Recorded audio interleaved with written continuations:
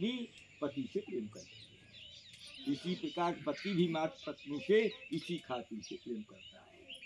वह उससे प्रेम इसलिए करता है क्योंकि वह उसकी इच्छाएं पूर्ण करती है।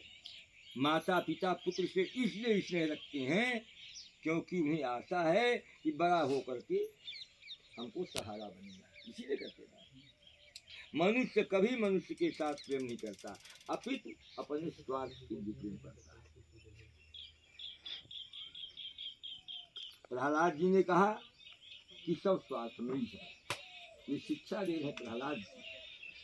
कई जन्मों के अनुभव से मैं कहता हूँ कि संसार में किसी को सच्ची सच्ची भक्ति प्राप्त नहीं हुई।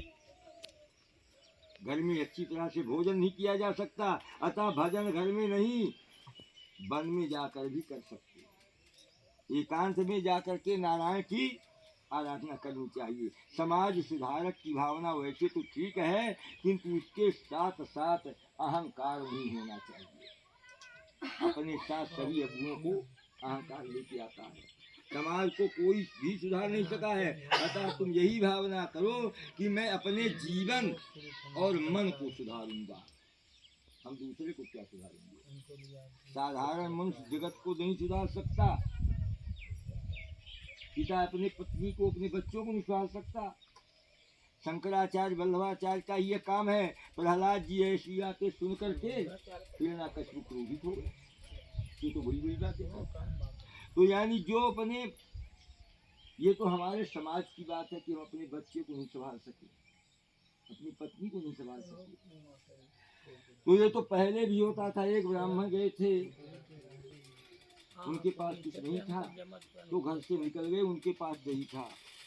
इसमें भागवत पुराण की पुस्तक, तो कोई सुनता ही नहीं था। बोले भाई सुन लो, तो सबके यहाँ शरण करने है, जाओ। तो चलते चलते गए, नदी में स्नान किए, स्नान करके सोचे कोई सुनता तो नहीं है भागवत पुराण, तो लोग हम यहीं बैठ के पाठ करें, और नई पुस्तक खरीदे। तो जो वहाँ पाठ करने लगे तो वहाँ एक सर्प था, दीमक से निकला, बैठ करके कथा सुनने लगा। और सुनने के बाद एक मोहर पंडित जी बोला, पंडित जी ले जाओ, पर किसी को बताना नहीं, और कथा रोज सुनाना हमको, क्योंकि कथा भगवान की अमृत है, अमृत रूपी कथा हमारे कान में जो दे रहे हो, तो हमको ये मुक्ति का ले जाएगा, पर किसी को बताना नहीं। पंडित जी ने कहा पाए को बताएंगे, कोई भागवती नहीं सुन रहा था, और तुम सुनने को तैयार हो गए, एक मोहर रोज दे रहे हो, तो पाए को। अब पंडित जी आए अपने घर में आकर के रहने लगे, एक मोहर रोज घर द्वार बना लिया। और जो पंडिताइन थी, पंडित जी थी, तो उसको काम ही कुछ नहीं था, खाना पीना खाए पिए, और पंडित चले कथा सुनाने, और पंडिताइन इस घर से उस घर, इस घर से उस घर बैठना।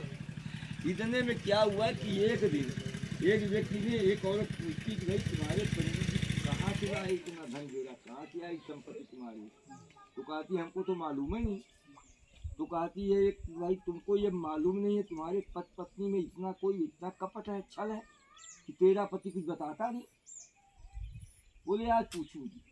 और वो पंडित जी आए, और जैसे ही खाना खाने को बैठी, वैसे पंडित जी से कहती कि बताओ ये संपत्ति कहाँ से लाती, कहाँ से कमाए हो?